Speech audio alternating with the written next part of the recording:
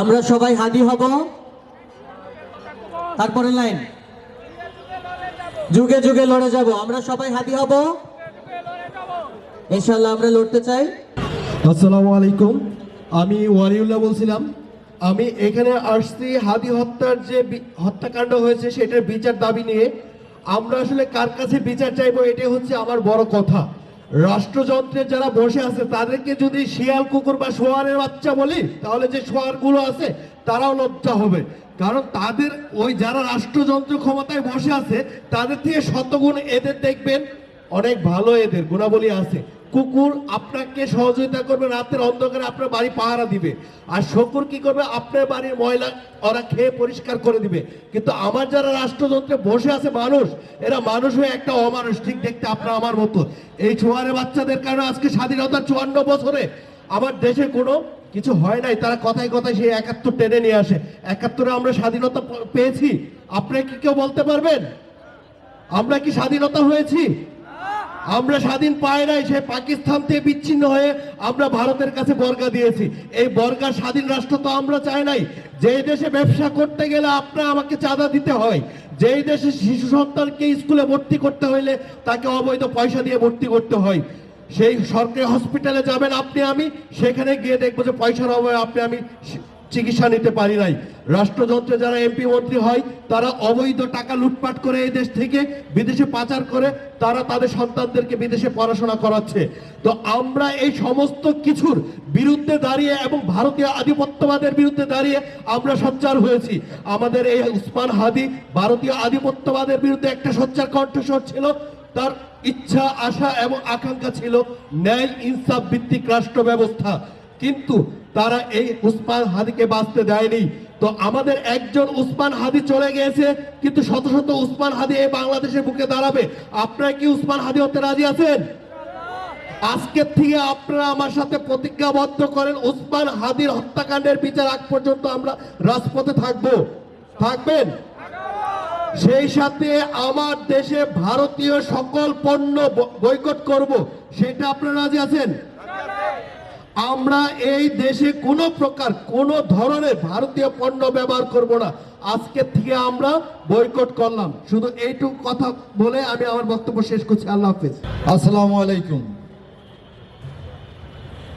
আজকে আমরা যেই দাবিটা নিয়ে এখানে দাঁড়িয়েছি, যাকে স্মরণ করে আমরা কবিতা আবৃত্তি করছি, আমরা যে কথাগুলো বলছি, ঠিক সেই দাবিগুলো নিয়েই আমার ছোট ভাই ওসমান হাদি এই তো সেদিনও শাহবাগে প্রোগ্রাম করেছিল। 5ই আগস্টের পরে যে সরকার এখানে বসেছে, সেই সরকার আমাদের অনেক কিছুই শিখিয়ে দিয়ে গেছে।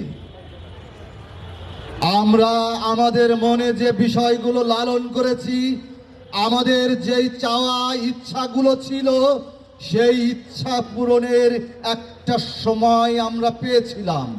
কিন্তু দেখলাম গতানুগতিক ধারায় যে চর্চা, সেই চর্চার মধ্যেই বাংলাদেশ। আপনাদের সব মনে রাখতে হবে, বাংলাদেশে আপনারা যে রাজনীতিটা দেখেন রাজপথে স্লোগানে, সেই রাজনীতি হলো 10% আর 90% হলো কালচারাল পলিটিক্স। বাংলাদেশকে ছেয়ে ফেলেছে ভারতীয় আগ্রাসন, হিন্দুত্ববাদী যে কালচার, সেই কালচারে। আর সেই খুনিদের হাতেই খুন হয়েছে আমার ভাই ওসমান হাদি। বাংলাদেশের মানুষ গণ অভ্যুত্থানে জেগেছিল কোন প্রশ্নে, সেটাকে মাথায় রাখতে হবে। বর্তমান রাজনৈতিক দল যারা আছে, যারা নির্বাচন নিয়ে, দেশের ক্ষমতা নিয়ে নানান রকম প্রশ্নে নিজেদের ভিতরে বিশৃঙ্খলায় আছেন, গণ অভ্যুত্থানের শক্তি যারা ভেঙে দিয়েছেন, তাদের প্রতি আমার আহ্বান থাকবে, আপনারা মানুষের মন পড়ুন এবং হত্যার বিচার করুন।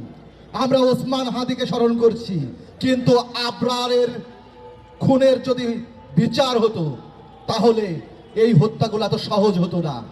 মানুষ মনে করে, রাজনীতিবিদরা মনে করে যে রাজনৈতিক হত্যা হলে সেটার বিচার হয় না, সেটা আমিও মনে করি। রাজনীতির যে যোগ আছে আমরা খোলা চোখে যেটা দেখি সেটা আসলে শুধু খোলা চোখে দেখার একটা প্রেক্ষাপট আছে। ওসমান হাদির যে চার্জশিট দেওয়া হয়েছে, যাদের নাম সামনে এসেছে, আমি বিশ্বাস করি না শুধু এরা, এর পিছনে যারা আছে রথী মহারথী, তাদের বিরুদ্ধেও আমাদের সজাগ থাকতে হবে এবং আমাদের যে প্রতিবাদ জারি রাখতে হবে। ধন্যবাদ সবাইকে। ধন্যবাদ সকলকে। খোলা মাঠ, শীতের সন্ধ্যা, সকলে উপস্থিত আছেন, রাত হয়ে গেছে। তো আজকে যে বিষয়টা নিয়ে আজকে এখানে আমাদের উপস্থিত হতে হয়েছে, সকলেই জানেন আমাদের শহীদ ওসমান হাদির খুনিকে এখন পর্যন্ত গ্রেফতার করা হয়নি এবং একইভাবে এই বিচারের কোনো অগ্রগতি লক্ষণীয় আমরা কিছু দেখিনি। আজকে 1 মাস হয়ে যাচ্ছে কিন্তু এখন পর্যন্ত কোনো সমাধান হয়নি। আজকে শুক্রবার, এই এক শুক্রবারে ওসমান হাদি ভাইকে গুলি করা হয়, অপর এক শুক্রবারে ওসমান হাদি ভাই শহীদ হন। কিন্তু শুক্রবার বারবার ফিরে আসছে আমাদের মাঝে, কিন্তু কারা খুন করেছে এই খুনি এখন পর্যন্ত আমাদের প্রশাসন গ্রেফতার করতে পারেনি। হাদি ভাই যখন গুলিবিদ্ধ হন তার 2 ঘন্টার মধ্যে আমরা খুনির ডিটেলস আমরা প্রশাসনকে দিয়েছিলাম। তার আজ পর্যন্ত সেই 7 ঘন্টার মধ্যে খুনি নাকি দেশ ছেড়ে পালিয়ে যায়।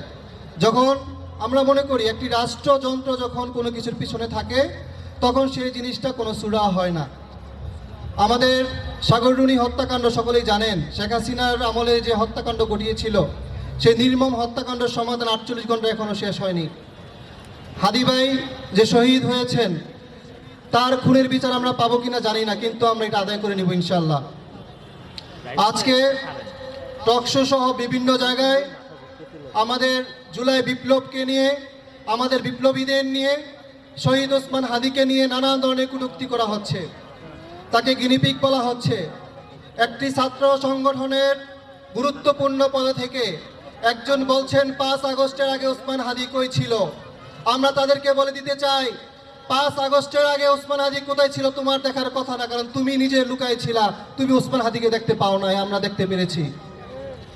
আজকে আমরা বলতে চাই, আমাদের কিছু কিছু সাংবাদিক বলছেন যে ওসমান হাদি কি শেখ মুজিব থেকে বড় কিছু হয়ে গেল কিনা। শেখ মুজিবের নাম পরিবর্তন করে ঢাকা ইউনিভার্সিটি হলের নাম পরিবর্তন করা হয় শহীদ ওসমান হাদি দিয়ে। আমরা বলতে চাই শুধু বেশি নয়, ওসমান হাদির সেই যে পায়ের নখ, সেই নখের সমতুল্য শেখ মুজিব হইতে পারেনি। শেখ মুজিব এদেশে বাকশাল কায়েম করেছে, রক্ষী বাহিনী দিয়ে আমাদের ভাই বোনদেরকে হত্যা করেছে, তার সন্তান, তার কুসন্তান শেখ হাসিনা গণহত্যা চালিয়েছে। সেই মুজিবের সাথে ওসমান হাদির তুলনা হয় না। ওসমান হাদির তুলনা শুধু ওসমান হাদি হতে পারে, তার সাথে কারো তুলনা হতে পারে না। আমরা সতর্ক করে দিতে চাই সেই সকল ব্যক্তিদের, সেই সকল রাজনৈতিক দলদের যারা আওয়ামী লীগকে ফিরানোর কথা বলছেন, শেখ হাসিনাকে ফিরানোর কথা বলছেন, আপনারা সতর্ক হয়ে যান।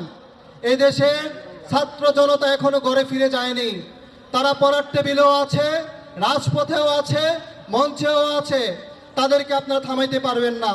যদি মনে করেন কোনো একটি ফর্মুলা আপনারা এই আওয়ামী লীগ, এই ফেসিবাদ, এই মুজিববাদ, এই ভারতীয় আধিপত্যবাদ বাংলাদেশে আবারও ফিরে নিয়ে আসবেন, সেটা আপনারা সম্পূর্ণরূপে ব্যর্থ হবেন। এবং সেটা সম্পূর্ণরূপে ব্যর্থ করার জন্য এই বাংলার ছাত্র জনতা, যদি আরো লাখ লাখ ছাত্র জনতা জীবন দেওয়া লাগে, তারা প্রস্তুত আছে ইনশাআল্লাহ। আমরা প্রশাসনের নিকট অনুরোধ করব, ওসমান হাদি ভাইয়ের কবরটা এখন পর্যন্ত উন্মুক্ত করা হয়নি। বেঁচে থাকতে তার নিরাপত্তা তোমরা দিতে পারো নাই, আজ হাদি ভাই কবরে শুয়ে আছে, তোমার কবরে নিরাপত্তা দেওয়ার কোনো অধিকার তোমার নাই। এই কবরকে উন্মুক্ত করা হোক। দেশের বিভিন্ন অঞ্চল থেকে মানুষজন এখানে আসছেন, তারা কবর জিয়ারত করার উদ্দেশ্যে আসছেন, কোনো রাজনীতি করার উদ্দেশ্যে নয়। তাই অবিলম্বে এই কবর সর্বসাধারণের জন্য উন্মুক্ত করতে হবে এবং শৃঙ্খলভাবে যেন সকলে আমরা কবর জিয়ারত করতে পারি সেই ব্যবস্থা করতে হবে। সর্বশেষ আমরা একটি অনুরোধ করব, বিচারটা অন্তত আপনারা করেন। হাদি ভাই একটা কথাই বলে গিয়েছিলেন, আমি মরার পর যেন আমার বিচারটা হয়, আর কোনো দাবি আমাদের নাই। শুধু এই বিচারটা ছাড়া আপনারা নির্বাচনে যেতে চান, যদি বিশৃঙ্খলা করতে চান, তাহলে আমরা প্রস্তুত আছি ইনশাআল্লাহ। এই বিচার ছাড়া বাংলাদেশে কোনো প্রকার নির্বাচন বলেন আর যাই বলেন সেটা সুষ্ঠুভাবে পরিচালিত হবে না। ধন্যবাদ সকলকে। আসসালামু আলাইকুম। সুধীবৃন্দ, আপনাদের সাথে একটু কথা বলতে চাই, আপনাদের একটু জবাব নিতে চাই। আজাদির স্লোগান হবে? আরো জোরে, আজাদির স্লোগান হবে? এই ভারতের বিরুদ্ধে স্লোগান হবে? ফ্যাসিবাদের বিরুদ্ধে স্লোগান হবে? নারায়ে তাকবীর! নারায়ে তাকবীর! নারায়ে তাকবীর! ইনকিলাব ইনকিলাব ইনকিলাব ইনকিলাব জিন্দাবাদ জিন্দাবাদ। তুমি কে আমি কে? তুমি কে আমি কে? আমরা কি চাই? আমরা কি চাই? আমরা কি চাই? জোরে বলি সবাই মিলে, জোর হলো না, হাতের তালি, সবাই বলি, ডাইনে বলি, বায়ে বলি, সবাই কি চায়? হাদি কি চায়? হাদি কি চায়? হাদি কি চায়? সবাই কি চায়? বাংলা কি চায়? বাংলা থেকে জোর হলো না, সবাই মিলে আরো জোরে নারায়ে তাকবীর! নারায়ে তাকবীর! নারায়ে তাকবীর! নারায়ে তাকবীর! আমার ভাই কবরে, খুনি কেন বাহিরে? গোলামি না আজাদি, আপোষ না সংগ্রাম, ইনকিলাব ইনকিলাব। বন্ধুগণ, শরীফ শহীদ ওসমান হাদি একজন বিপ্লবী হয়ে ওঠার পিছনে আরেক বিপ্লবীর হাত রয়েছে। যেভাবে আমরা বলি প্রাণের ভেতরে প্রাণ খুঁজে ফেরি, মনের ভেতরে মন, তেমনই বিপ্লবীর ভেতরেও বিপ্লবী লুকিয়ে থাকে। আমরা এখন তেমনই একজন বিপ্লবীর কণ্ঠস্বর শুনব। বন্ধুরা, আমরা তাকে পরিচয় করিয়ে দিব শুধুমাত্র ওসমান হাদির বড় ভাই হিসেবে নয়, তাকে পরিচয় করিয়ে দিব আরেক বিপ্লবী হিসেবে, তাকে পরিচয় করিয়ে দিব আরেকজন বিপ্লবীর পেছনের বিপ্লবী হিসেবে। শরীফ ওসমান হাদির প্রথম প্রকাশিত বই থেকে শুরু করে, ইনকিলাব মঞ্চ গঠন থেকে শুরু করে, ইনকিলাব কালচারাল সেন্টার থেকে শুরু করে সকল বৈপ্লবিক কর্মসূচির পেছনে যেই ব্যক্তির অদম্য উৎসাহ এবং পৃষ্ঠপোষকতা ছিল, সেই ব্যক্তির নাম শরীফ ওসমান হাদির প্রিয় বড় ভাই, যিনি ওসমান হাদি যখন গুলি খেয়েছিলেন তার পাশেই ছিলেন। ঘাতকের বন্দুকে গুলিতে প্রথম গুলি করার পরে দ্বিতীয় গুলি করার সময় তার পিস্তলে সমস্যা থাকার কারণে তাকে আল্লাহ তাআলা আমাদের মাঝে বাঁচিয়ে রেখেছেন। সেই প্রিয় বিপ্লবী শরীফ ওসমান হাদির প্রিয় বড় ভাই, আমাদের অত্যন্ত প্রিয় বিশিষ্ট সাংস্কৃতিক পৃষ্ঠপোষক এবং সংগঠক শরীফ ওমর হাদি আমাদের মাঝে এখন বক্তব্য রাখবেন। শরীফ ওমর হাদি, সবাই মিলে স্লোগান নারায়ে তাকবীর! নারায়ে তাকবীর! ইনকিলাব ইনকিলাব! ইনকিলাব ইনকিলাব! আমরা সবাই হাদি হব, গুলির মুখে কথা কব, আমরা সবাই হাদি হব। নারায়ে তাকবীর! এই মাটির লড়াকু সৈনিক, ঘন জন্মা মহান বিপ্লবী শহীদ ওসমান হাদির পক্ষ থেকে বিপ্লবী সালাম। প্রিয় উপস্থিতি, বিপ্লবী সাংস্কৃতিক ঐক্য কর্তৃক আয়োজিত শহীদ ওসমান হাদির হত্যার বিচারের দাবিতে আজকের এই সাংস্কৃতিক সন্ধ্যার যারা উপস্থিত হয়েছেন সকলকে ধন্যবাদ জানিয়ে আমি দু একটি কথা বলবো আপনাদের সামনে। এই ক্ষণজন্মা মহান বিপ্লবী ওসমান হাদিকে যারা হত্যা করেছে, বাংলাদেশের স্বাধীনতা সার্বভৌমত্বকে যারা বিশ্বাস করে না, এদেশে ইনসাফ কায়েম হোক যারা এটা চায় না, যারা গুম খুন হত্যা করে বাংলাদেশকে আধিপত্যবাদীদের হাতে তুলে দিতে চায়, সেই শক্তি ওসমান হাদিকে হত্যা করেছে।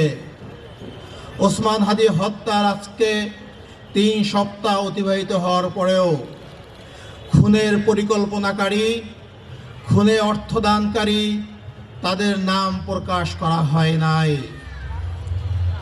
সম্মানিত উপস্থিতি, তারা মনে করেছিল হাদিকে হত্যা করে এদেশের দেশপ্রেমিক 18 কোটি জনতাকে ভয় দেখাবে।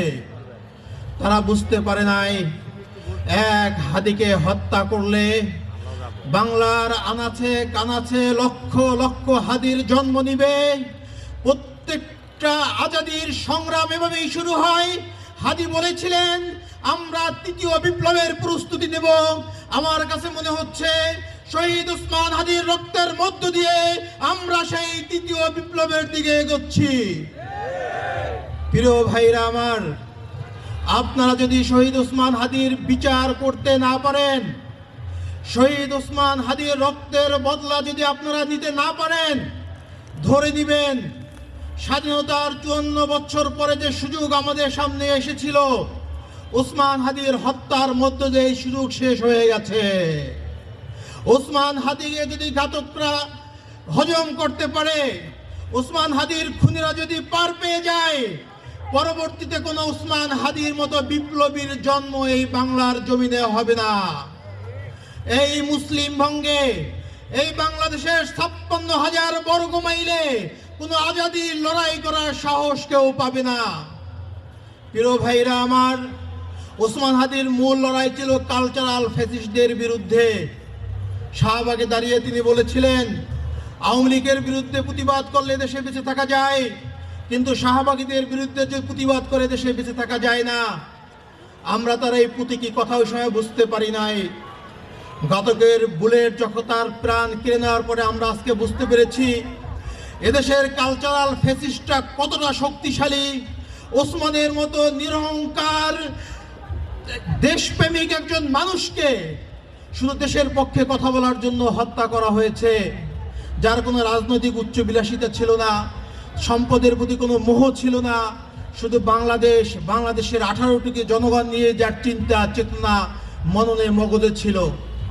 ভাইরা আমার, আপনাদের কাছে আমি একটাই অনুরোধ করব, ওসমান হাদি যে বিপ্লব শুরু করেছিলেন, ওসমান হাদির অসমাপ্ত বিপ্লব যদি আপনারা সমাপ্ত করেন, তাহলে ওসমান হাদি আমাদের ভিতরে বেঁচে থাকবেন। ওসমান হাদির মতো ক্ষণজন্মার বিপ্লবী যদি আপনারা বাঁচিয়ে রাখতে চান, এই কালচারাল ফ্যাসিস্টদের বিরুদ্ধে আপনাদের কালচারাল বিপ্লব সংগঠিত করতে হবে। এই দেশের মাটি ও মানুষের মুক্তির সংগ্রাম আপনাদেরকে জারি রাখতে হবে। আপনাদের কাছে আহ্বান রাখছি, ওসমান হাদির স্বপ্নকে আপনারা বাস্তবায়ন করবেন। বাংলার 18 কোটি মানুষকে ফ্যাসিবাদ থেকে মুক্তি দিবেন।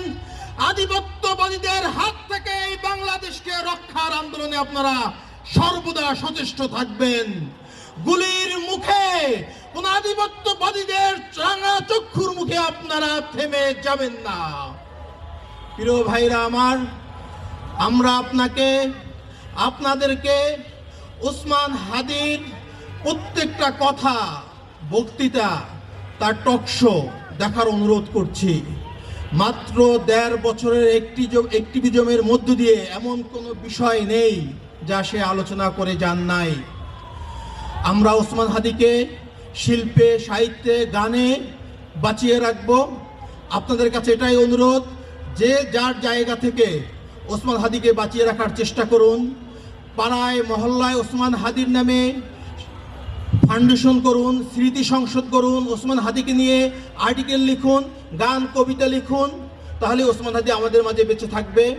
এবং সর্বোপরি আপনাদের কাছে অনুরোধ থাকবে, ওসমান হাদির বিচার না হওয়া পর্যন্ত আপনারা এই আন্দোলন থেকে পিছপা হবেন না।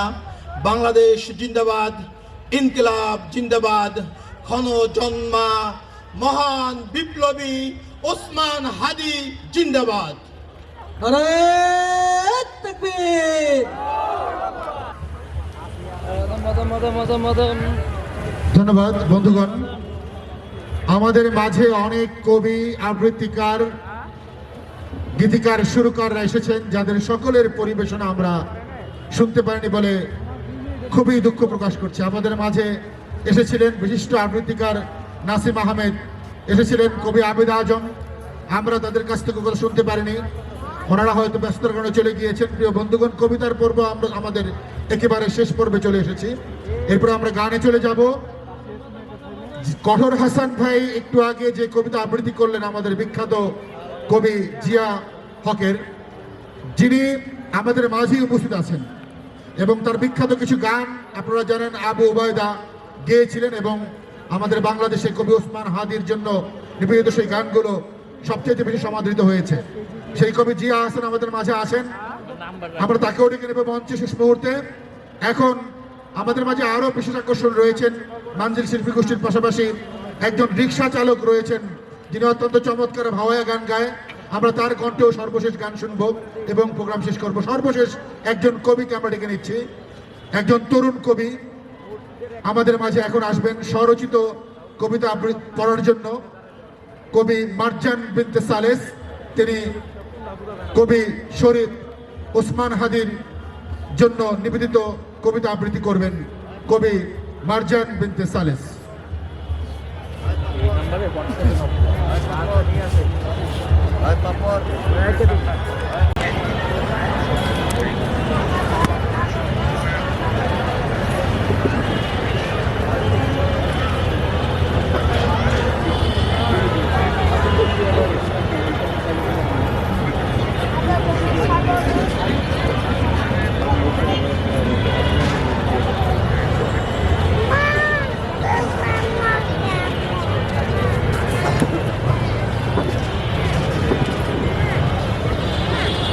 আসসালামু আলাইকুম ওয়া রাহমাতুল্লাহি ওয়া বারাকাতুহু। আজকের বিদ্রোহী মরহুম হাদির শহীদ হাদি যে অনুষ্ঠানের আয়োজন করেছেন তাদেরকে আমার অন্তরের অন্তঃস্থল থেকে ধন্যবাদ জানাচ্ছি। এবং আজকে আপনারা যারা এখানে সুধীজন রয়েছেন এবং গুণী জ্ঞানী যারা ব্যক্তিত্বরা রয়েছেন তাদেরকেও আমার পক্ষ থেকে শুভেচ্ছা। এবং এখানে যারা শিল্পী যারা রয়েছেন, সাংবাদিকরা রয়েছেন, তাদেরকেও অনেক ধন্যবাদ যে আপনারা হাদির জন্য কথা বলছেন, হাদিকে এগিয়ে নেওয়া, হাদির স্বপ্নকে এগিয়ে নেওয়ার জন্য আপনারা এগিয়ে যাচ্ছেন। আজকে আমি আপনাদের মাঝে আসতে পেরে নিজেকে খুব গর্বিত মনে করছি, কারণ শহীদ হাদির জন্য কথা বলার জন্য ভাগ্যবান হতে হবে, সবাই পারবে না। কারণ শহীদ হাদিকে আমি যেভাবে চিনি, যেভাবে জানি, শহীদ হাদি হচ্ছেন বাংলাদেশ। এখন বাংলাদেশ হচ্ছে শহীদ হাদি। কি বলেন আপনারা? ঠিক আছে, জোরে বলেন। Who is that is the owner of Bangladesh? Hadi. বলেন হাদি। হ্যাঁ, আপনাদের ভিতরে সেই যশ থাকতে হবে। আজকে মানুষের কথা বলেছে, মানবতার কথা বলেছে। কে বলেছে? শহীদ আব্দুল হাদি বলেছে। তাহলে আপনারা কেন বলতে পারবেন না? আজকে তার বিচার কেন হবে না? আমরা ইলেকশন চাই, কিন্তু আমাদের হাদির বিচার চাই এবং অতি সত্বর। এবং তারা যে আমরা 20 তারিখ এবং 25 তারিখের ভিতরে আপনারা বিচারের সমন্বয় করবেন। আন্তর্জাতিক বিশ্বে এটাকে টেকিং দ্য রেসপন্সিবিলিটি বলে, বুঝতে পেরেছেন? জাতিসংঘ এটাকে নিয়েছে। আপনারা যারাই এইটার সঙ্গে জড়িত থাকেন আপনারা কেউ রেহাই পাবেন না, কেউ রেহাই পাবেন না। আজকে বাংলাদেশের 18 কোটি মানুষ শহীদ হয়ে গেছে এবং আজকে বাংলাদেশের 18 কোটি মানুষ হাদি হয়ে গেছে। তাই এই বাংলাদেশ হাদির আমি আপনাদেরকে বলছি, এই 25 তারিখের ভিতরে যদি আপনার এই হাদির বিচার না হয় তাহলে এই বাংলাদেশকে আমরা নতুন বাংলাদেশ ঘোষণা দিব। আমরা চাই হাদির বাংলাদেশে আমরা বসবাস করব, কারণ সে চেয়েছিল একটি সুন্দর বাংলাদেশ, একটি সার্বভৌমত্ব বাংলাদেশ, একটি সুন্দর। আমরা ওই স্বৈরাচারী সরকারের যে প্রতিবন্ধকতা ছিল, আমরা যে অত্যাচারিত হয়েছি, জুলুমের শিকার হয়েছি, আজকে সেখান থেকে মুক্তি দিয়েছিল। আজকে এই অভ্যুত্থান করেছে যারা, তাদের প্রতি কৃতজ্ঞ। আজকে যে আমি কথা বলতে পারছি এটা তো তাদেরই অবদান, তাই না? কাজেই আজকে হাদির মানে চিন্তা ভাবনা নিয়ে, তার নির্লক্ষ্য নিয়ে যারা চিন্তা করছেন যে আমরা অবস্থান অন্যরকম করে নিব। আমি আরো বলছি যে আজকে যারা প্রধানরা রয়েছেন, এই দেশ চালাচ্ছেন, তারাও আপনারা মুখ বন্ধ করে বসে আছেন, বোবা হয়ে গেছেন, তাই না? আপনারা তো you are very intelligent person, you are the leader of UN, তাই না? আপনি তো ইউএন এর লিডার, যে কাজে লিডারে তো সেটা শিখায় নাই, জাতিসংঘে সত্য কথা বলার কথা শিখিয়েছে। আপনি এত বড় গুণী, আপনি এত বড় এত অর্জন করেছেন, তাহলে তো আপনার সেই অর্জন কোথায় গেল যদি দেশের কাজে না লাগে, তাই না? আজকে হাদির বিচারের জন্য আপনি কেন কথা বলছেন না? আপনি কিসের এনজিও লিডার, তাই না? আপনি কি সাধারণ মানুষের প্রতিনিধিত্ব করবেন? আপনি কোথায় থেকে আসছেন? এটা তো বাংলাদেশের মানুষ তো সেই মানুষটাকে ওইখানে বসায় নাই। আজকে তো আপনি তাদের এই হাদিদের প্রতিনিধি হয়ে আপনি ওখানে বসেছেন। কেন বসেছেন? এদেরকে আপনি অভিভাবক হয়েছেন, আপনি তাহলে কেন তাদেরকে সেভাবে বিশ্বাসঘাতকতা করছেন? আপনার ভিতরে সেই সচেতন আসুক এবং বাংলার মানুষ আপনাকে ছাড়বে না, কাউকেই ছাড়বে না। হাদির বিচার আগে করতে হবে। এই জন্য আমি সবাইকে, আপনাদের কাছে আমি হাদির জন্য দোয়া চাচ্ছি। এবং আজকে যারা এখানে কাজ করছেন, যারা এটাকে নিয়ে গবেষণা করছেন, যারা হাদির বিচারকে বাস্তবে রূপ দেওয়ার জন্য চেষ্টা করছেন, তাদের জন্য আমরা সবাই মিলে দোয়া করি। আমরা যেন এটার একটা খুব অতি সত্বর একটা বিচার আমরা যেন 25 তারিখের ভিতরে দৃশ্যমান হয়। এদেশে তো কোনো কিছু দৃশ্যমান হয় না। আর বাংলাদেশকে আরেকটা স্বৈরাচার বাংলাদেশ বানাতে যাবেন না আপনারা। আপনারা যে যেখানে আছেন সেভাবেই থাকেন এবং হাদিকে স্মরণ করেন। হাদি যে মন্ত্রগুলো দিয়ে গেছে, কারণ হচ্ছে যে সেই মন্ত্রগুলোকে আপনারা সম্পূর্ণ করার চেষ্টা করেন। আপনাদের সবাইকে ধন্যবাদ, হ্যাঁ, আপনারা এখানে আসার জন্য এবং আপনারা এই আন্দোলন চালিয়ে যাবেন। কিন্তু আমার একটাই অনুরোধ আপনাদের কাছে, যে হাদির বিচার 25 তারিখের ভিতরে আপনারা এটা দৃশ্যমান হতে হবে এবং জাতিসংঘ এটার দায়িত্ব নিয়েছে, ভিয়েনা কনভেনশন এটার দায়িত্ব নিয়েছে, এগেইনস্ট দ্য হিউম্যান রাইটস। বাংলাদেশে তো আপনার আপনার মানবাধিকার কমিশন আছে, কিন্তু সেখানে এই যে আপনার উপদেষ্টা পরিষদ হওয়ার পরে সেখানে কোনো তদারকি নাই। এই জন্য আমি চাই আপনাদের ভিতর থেকেই যে কোনো একজন ওই আপনার মানবাধিকার সংস্থার আপনারা ডিজি হয়ে বসেন এবং সারা বাংলাদেশের এই দেশের জাতির দায়িত্ব আপনারা তুলে নেন এবং কথা বলেন অধিকার আদায়ের জন্য। আপনি হাদিকে সামনে রেখে সবাই আমরা হাদির যে স্বপ্ন ছিল সেটাকে পূরণ করার জন্য আমরা প্রস্তুত হয়ে যাই এবং আমরা এই দেশকে আমরা স্বাধীন করেছি এবং আমরা চাই এই দেশের মসনদে সমস্ত তরুণ নেতৃবৃন্দরা যাবে, নতুন নেতারা এই দেশ যারা গড়েছে, তরুণ নেতারা তারাই দেশ চালাবে। এই দেশের প্রধান উপদেষ্টা হবে আমাদের এই তরুণরা, এই দেশের প্রধান উপদেষ্টা হবে, মন্ত্রী হবে, এ দেশ চালাবে এরা। কারণ এরা হচ্ছে অনেক গরিব ঘর থেকে এসেছে, আমরা গরিব ঘর থেকে, তাই না? We are poor, we are coming from the poor family. For that we know the what is the MDGs, what is the poverty. আমরা জানি গরিব কি। হাদি এসেছিল সেখান থেকে, এই জন্য সে ফিল করতে ছিল যে বাংলাদেশ ধ্বংস হয়ে যাচ্ছে, সেই তথ্যগুলো সে জেনে গিয়েছিল এবং সেই জন্যই আপনারা সেই মানে প্ল্যানিং করে তাকে দুনিয়া থেকেই মানে করে দিলেন, মানে তাকে দুলিশাত করে দিলেন। এখন আপনারা মনে করেছেন আপনারা পেয়ে গেছেন। আপনাদের স্বপ্ন পুরা হবে না, আপনাদের স্বপ্ন পুরো হবে না, হবে না। আপনারা ইলেকশন করেন, কিন্তু হাদির বিচার আমরা চাই। এটাই আমার কথা, এটাই জনগণের কথা, এটা 18 কোটি মানুষের কথা। আপনাদের সবাইকে আমার অন্তরের অন্তঃস্থল থেকে দোয়া এবং কৃতজ্ঞতা স্বীকার করে এবং আপনাদের আমাকে এখানে কথা বলার জন্য সুযোগ করে দিয়েছেন, আপনাদের সবাইকে ধন্যবাদ। আসসালামু আলাইকুম ওয়া রাহমাতুল্লাহ। আসসালামু আলাইকুম ওয়া রাহমাতুল্লাহি ওয়া বারাকাতুহু। আজকের বিদ্রোহী মরহুম হাদির, শহীদ হাদি যে অনুষ্ঠানের আয়োজন করেছেন, তাদেরকে আমার অন্তরের অন্তঃস্থল থেকে ধন্যবাদ জানাচ্ছি।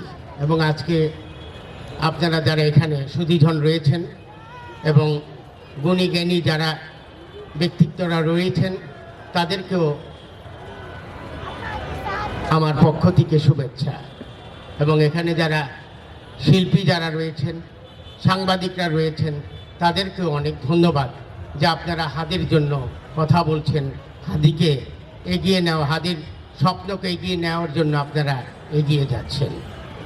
আজকে আমি আপনাদের মাঝে আসতে পেরে নিজেকে খুব গর্বিত মনে করছি, কারণ শহীদ হাদির জন্য কথা বলার জন্য ভাগ্যবান হতে হবে, সবাই পারবে না। কারণ শহীদ হাদিকে আমি যেভাবে চিনি, যেভাবে জানি, শহীদ হাদি হচ্ছেন বাংলাদেশ।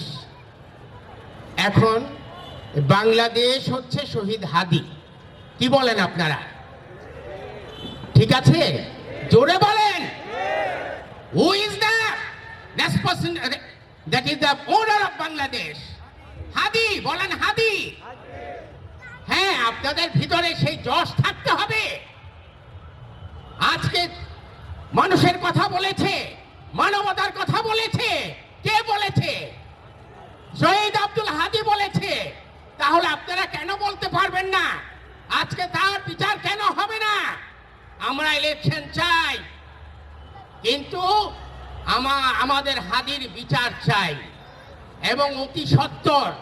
এবং তারা যে আমরা 20 তারিখ এবং 25 তারিখের ভিতরে আপনারা বিচারের সমন্বয় করবেন, আন্তর্জাতিক বিশ্বে এটাকে টেকিং দ্য রেসপন্সিবিলিটি বলে।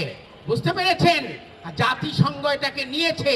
আপনারা যারাই এইটার সঙ্গে জড়িত থাকেন, আপনারা কেউ রেহাই পাবেন না, কেউ রেহাই পাবেন না। আজকে বাংলাদেশের 18 কোটি মানুষ শহীদ হয়ে গেছে, এবং আজকে বাংলাদেশের 18 কোটি মানুষ হাদি হয়ে গেছে। তাই এই বাংলাদেশ হাদির আমি আপনাদেরকে বলছি, এই 25 তারিখের ভিতরে যদি আপনার এই হাদির বিচার না হয়, তাহলে এই বাংলাদেশকে আমরা নতুন বাংলাদেশ ঘোষণা দিব। আমরা চাই হাদির বাংলাদেশে আমরা বসবাস করব, কারণ সে চেয়েছিল একটি সুন্দর বাংলাদেশ, একটি সার্বভৌমত্ব বাংলাদেশ, একটি সুন্দর। আমরা ওই স্বৈরাচারী সরকারের যে প্রতিবন্ধকতা ছিল, আমরা যে অত্যাচারিত হয়েছি, জুলুমের শিকার হয়েছি, আজকে সেখান থেকে মুক্তি দিয়েছিল। আজকে এই অভ্যুত্থান করেছে যারা, তাদের প্রতি কৃতজ্ঞ। আজকে যে আমি কথা বলতে পারছি, এটা তো তাদেরই অবদান, তাই না? কাজেই আজকে হাদির চিন্তা ভাবনা নিয়ে, তার নির্লক্ষ্য নিয়ে যারা চিন্তা করছেন যে আমরা অবস্থান অন্যরকম করে নিব, আমি আরো বলছি যে আজকে যারা প্রধানরা রয়েছেন, এই দেশ চালাচ্ছেন, তারাও আপনারা মুখ বন্ধ করে বসে আছেন, বোবা হয়ে গেছেন, তাই না? আপনারা তো you are very intelligent person, you are the leader of UN, তাই না? আপনি তো ইউএন এর লিডার। যে কাজে লিডারে তো সেটা শিখায় নাই, জাতিসংঘে সত্য কথা বলার কথা শিখিয়েছে। আপনি এত বড় গুণী, আপনি এত বড় এত অর্জন করেছেন, তাহলে তো আপনার সেই অর্জন কোথায় গেল যদি দেশের কাজে না লাগে? তাই না? আজকে হাদির বিচারের জন্য আপনি কেন কথা বলছেন না? আপনি কিসের এনজিও লিডার, তাই না? আপনি কি সাধারণ মানুষের প্রতিনিধিত্ব করবেন? আপনি কোথায় থেকে আসছেন? এটা তো বাংলাদেশের মানুষ তো সেই মানুষটাকে ওইখানে বসায় নাই। আজকে তো আপনি তাদের এই হাদিদের প্রতিনিধি হয়ে আপনি ওখানে বসেছেন। কেন বসেছেন? এদেরকে আপনি অভিভাবক হয়েছেন, আপনি তাহলে কেন তাদেরকে সেভাবে বিশ্বাসঘাতকতা করছেন? আপনার ভিতরে সেই সচেতন আসুক, এবং বাংলার মানুষ আপনাকে ছাড়বে না, কাউকেই ছাড়বে না। হাদির বিচার আগে করতে হবে। এই জন্য আমি সবাইকে, আপনাদের কাছে আমি হাদির জন্য দোয়া চাচ্ছি, এবং আজকে যারা এখানে কাজ করছেন, যারা এটাকে নিয়ে গবেষণা করছেন, যারা হাদির বিচারকে বাস্তবে রূপ দেওয়ার জন্য চেষ্টা করছেন, তাদের জন্য আমরা সবাই মিলে দোয়া করি। আমরা যেন এটার একটা খুব অতি সত্বর একটা বিচার আমরা যেন 25 তারিখের ভিতরে দৃশ্যমান হয়। এদেশে তো কোনো কিছু দৃশ্যমান হয় না। আর বাংলাদেশকে আরেকটা স্বৈরাচার বাংলাদেশ বানাতে যাবেন না আপনারা। আপনারা যে যেখানে আছেন সেভাবেই থাকেন, এবং হাদিকে স্মরণ করেন। হাদি যে মন্ত্রগুলো দিয়ে গেছে, কারণ হচ্ছে যে সেই মন্ত্রগুলোকে আপনারা সম্পূর্ণ করার চেষ্টা করেন। আপনাদের সবাইকে ধন্যবাদ, হ্যাঁ, আপনারা এখানে আসার জন্য, এবং আপনারা এই আন্দোলন চালিয়ে যাবেন।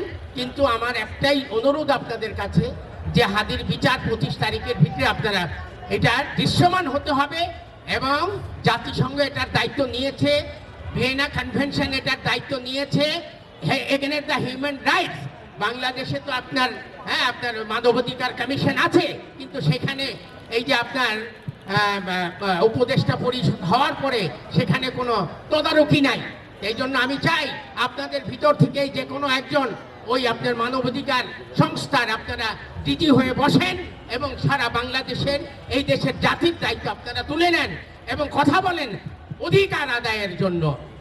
আপনি হাদিকে সামনে রেখে সবাই আমরা হাদির যে স্বপ্ন ছিল সেটাকে পূরণ করার জন্য আমরা প্রস্তুত হয়ে যাই এবং আমরা এই দেশকে আমরা স্বাধীন করেছি এবং আমরা চাই এই দেশের মসনদে সমস্ত তরুণ নেতৃবৃন্দরা যাবে, নতুন নেতারা এই দেশ যারা গড়েছে তরুণ নেতারা তারাই দেশ চালাবে। এই দেশের প্রধান উপদেষ্টা হবে আমাদের এই তরুণরা, এই দেশের প্রধান উপদেষ্টা হবে, মন্ত্রী হবে, এ দেশ চালাবে এরা। কারণ এরা হচ্ছে অনেক গরিব ঘর থেকে এসেছে, আমরা গরিব ঘর থেকে, তাই না? We are poor, we are coming from the poor family. For that we know the what is the MDGs, what is the providing. আমরা জানি গরিব কি। হাদি এসেছিল সেখান থেকে, এই জন্য সে ফিল করতে ছিল যে বাংলাদেশ ধ্বংস হয়ে যাচ্ছে, সেই তথ্যগুলো সে জেনে গিয়েছিল এবং সেই জন্যই আপনারা সেই মানে প্ল্যানিং করে তাকে দুনিয়া থেকেই মানে করে দিলেন, মানে তাকে দুলিশাত করে দিলেন। এখন আপনারা মনে করেছেন আপনারা পেয়ে গেছেন। আপনাদের স্বপ্ন পুরো হবে না, আপনাদের স্বপ্ন পুরো হবে না, হবে না। আপনারা ইলেকশন করেন কিন্তু হাদির বিচার আমরা চাই। এটাই আমার কথা, এটাই জনগণের কথা, এটা 18 কোটি মানুষের কথা। আপনাদের সবাইকে আমার অন্তরের অন্তঃস্থল থেকে দোয়া এবং কৃতজ্ঞতা স্বীকার করে এবং আপনাদের আমাকে এখানে কথা বলার জন্য সুযোগ করে দিয়েছেন, আপনাদের সবাইকে ধন্যবাদ। আসসালামু আলাইকুম ওয়া রাহমাতুল্লাহ। হাদির জিন্দাবাদ, হাদি তুই ফিরে আয় থেকে শুরু করে আবু ওবেদার কণ্ঠে যে কবিতাগুলো ফুটে উঠেছে এবং একদম প্রথম কবিতা জিয়া হকের লেখা, গুলি টুলি হাদিদের চুলটাও ছেড়ে না, গুলি করে খুন করে থামাবে কে হাদিকে, শুয়োরের বাচ্চারা চেনে না আজাদিকে। এমন কবিতা, এমন কণ্ঠ যার কলম থেকে বেরিয়েছেন তিনি জিয়া হক। আপনারা কীর্তনী করলে চলবে না, ছবি না তুলে করে তালি। আসলে খুব উচ্ছ্বাস নিয়ে কথাগুলো বললেও আমাদের ভিতরটা কষ্টে ফেটে যাচ্ছে। আমরা কখনো ভাবতে পারি নাই আমাদের শরীফ ওসমান হাদিকে নিয়ে আমাদের এরকম কবিতা লিখতে হবে, কখনো লিখতে হবে হাদি তুই ফিরে আয়, হাদির জিন্দাবাদ, এই কবিতা লিখতে হবে আমরা কখনো ভাবি নাই, কল্পনাও করি নাই, আমাদের চিন্তার ধারে কাছে ছিল না। আমরা চেয়েছিলাম হাদি যে আজাদি লড়াই করছে সেই আজাদি নিয়ে আমরা ঘরে ফিরব। সেই আজাদি নিয়ে আমাদের ঘরে ফেরা হয়নি, বরঞ্চ আমরা দিন দিন সেই ফ্যাসিবাদের গুলির নিশানা হয়ে দাঁড়িয়েছি। কোন ধ্যান ধারণা চিন্তা থেকে হাদিকে নিয়ে কবিতার এই কথাগুলো লিখেছেন আমরা কবির মুখ থেকে ছোট্ট করে অল্প করে শুনবো, তারপরে আমরা শুনবো গান। ধন্যবাদ। আসসালামু আলাইকুম রহমতুল্লাহ। আসলে শরীফ ওসমান বিন হাদি ভাইকে আমরা ওসমান ভাই নামে ডাকতাম, আমাদের সহপাঠী বন্ধু। 2000 সাল থেকে তার সাথে পরিচয়, বন্ধুত্ব এবং একসাথে পথ চলা, মানে তার সাথে একসাথে এক রুম শেয়ার করছি, একসাথে থাকছি, মানে অগণিত স্মৃতি তার সাথে। আর এই কবিতাগুলি যখন লিখেছি তখন আমার কাছে মনে হয় যে আমি আমার ভেতরে ছিলাম না আর কি। আর কবিতার ভিতরে কিছু শব্দ আছে, কিছু উচ্চারণ আছে এরকম যে নর্মালি আমার স্বভাবজাত ওরকম না, কিন্তু কবিতার ভিতরে ওই শব্দ আসছে। অনেকে অনেক ধরনের কথা বলছেন। একটু আগে কবি আবিদ আজম ভাই বলতেছিলেন, জিয়া তুমি আমাদের সবার কথা জাস্ট তোমার উপরে নাজিল হয়েছে, তুমি ওইভাবে লিখেছো। আসলে আমি অন্যান্য অনেক ধরনের কবিতা লিখি, এইভাবে এত দ্রুত কোনো কবিতা লিখতে পারি নাই।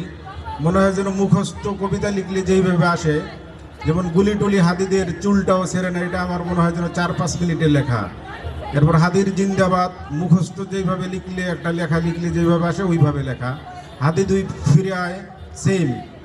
যাই হোক, কবিতাগুলি লেখার মানে আমার কাছে মনে হয় যে হাদি ভাইকে আমি খুব ভেতর থেকে ফিল করি, এবং যেহেতু আমার সহপাঠী বন্ধু এবং একসাথে দীর্ঘদিন পথ চলা, এই জিনিসটা আমার ভিতরে ভর করছে। আমি চাই হাদি ভাইয়ের চিন্তা চেতনা, দর্শন এবং হাদি ভাইয়ের বিপ্লব, ইনসাফ, এইগুলি আমাদের মাধ্যমে টিকে থাক, আমাদের রাষ্ট্রীয় ইনসাফ কায়েম হোক। এবং রাষ্ট্র থেকে এই ইনসাফ সারা ওয়ার্ল্ডে কায়েম হোক। সবাই আমার জন্য দোয়া করবেন, দোয়া চাই। জিন্দাবাদ। ধন্যবাদ সবাইকে। যিনি আমাদের শহীদ কবি ওসমান হাদি, শরীফ ওসমান হাদি, তিনি একজন কবি ছিলেন এবং তিনি আমাদের জন্য দুটো লাইন লিখেছিলেন, আমাদের জন্য। আমি শুধু সেই দুটো লাইন আপনাদেরকে স্মরণ করিয়ে দিচ্ছি, এটা আমাদের মগজে ঢুকিয়ে নিতে হবে সেই দুটো লাইন। তিনি বলেছেন, এবার তুমি তো কিছু করো, এবার তুমি তো কিছু করো, রক্ত খেকো রাজকীয়দের রক্তে ডুবিয়ে মারো।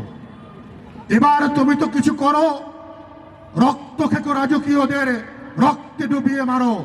চলুন আমরা সবাই হাদিকে জবাব দেই। আসুন সবাই আমরা কণ্ঠে কণ্ঠ মিলাই, সবাই বলি এবার আমরাও কিছু করব। আসুন আমরা সবাই মিলে বলি এবার আমরাও কিছু করব। হে ওসমান হাদি, এবার আমরাও কিছু করব। রক্ত খেকো রাজকীয়দের রক্তে ডুবিয়ে মারবো। এবার আমরাও কিছু করব। সবাই বলুন এবার আমরাও কিছু করব। এবার আমরাও কিছু করব। রক্ত খেকো রাজকীয়দের রক্তে ডুবিয়ে মারবো। আমাদের কষ্টে বুকটা ফেটে যায় বারবার। আমরা এখনো আসলে বিশ্বাস করতে পারি না তিনি আমাদের মাঝে নেই। শহীদ ওসমান হাদি তিনি কি ছিলেন না আসলে? তিনি চিন্তক, রাজনীতিবিদ, তিনি একজন কবি, সাংস্কৃতিক কর্মী, মেধাবী শিক্ষার্থী, একজন অধ্যাপক এবং ভাষার একজন অত্যন্ত দক্ষ কর্মী। প্রিয় সদস্যবৃন্দ, আমরা দেখতে পাচ্ছি আপনারা বসে আছেন, কিন্তু অত্যন্ত দুঃখের সাথে বলতে হচ্ছে আজকের জন্য আমরা এখানেই বিদায় নিচ্ছি। আমাদের অনুষ্ঠান এখানেই শেষ।